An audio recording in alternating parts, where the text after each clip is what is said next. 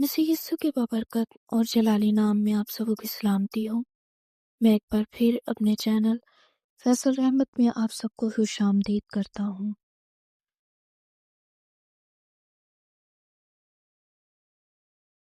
ستائیسواں روز، تکلیف و مصیبت کی برداشت کرنا۔ اگر نیکی کر کے دکھ پاتے اور صبر کرتے ہو تو یہ خدا کے نزدیک پسندیدہ ہے۔ پہلا پطرس 2 باب اور اس کی 19ویں آیت۔ اس زمانہ کے دکھ درد اس لائق نہیں کہ اس جلال کے مقابل ہو سکیں جو ہم پر طاری ہونے والا ہے۔ رومیو 8واں باب اور اس کی 18ویں آیت۔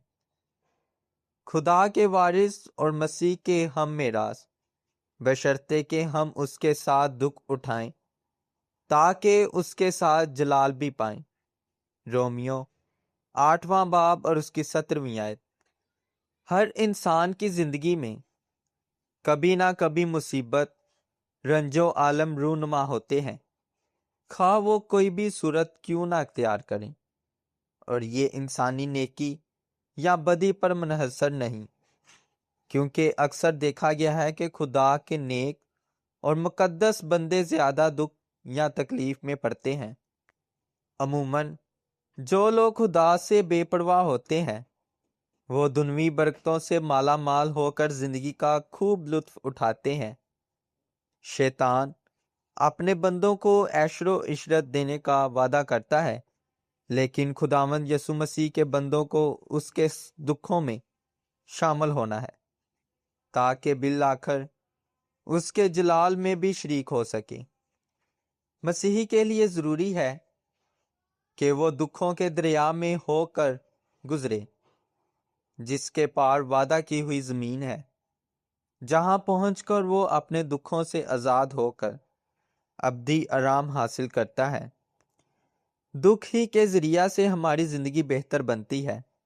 ہم صبر و برداشت کے سبق سیکھتے ہیں، اور اس طریق سے مسیحی دوسروں کے دکھ درد کو بہتر سمجھ سکتا ہے، لہٰذا ان کے ساتھ ہمدردی اور محبت کا سلوک کر سکتا ہے۔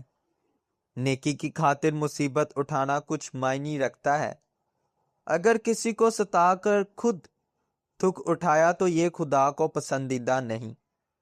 بعض اوقات پے در پہ مصیبتوں کی بھرمار ہوتی ہے، اور اسی کو مصیبتوں کا دریا کہا گیا ہے۔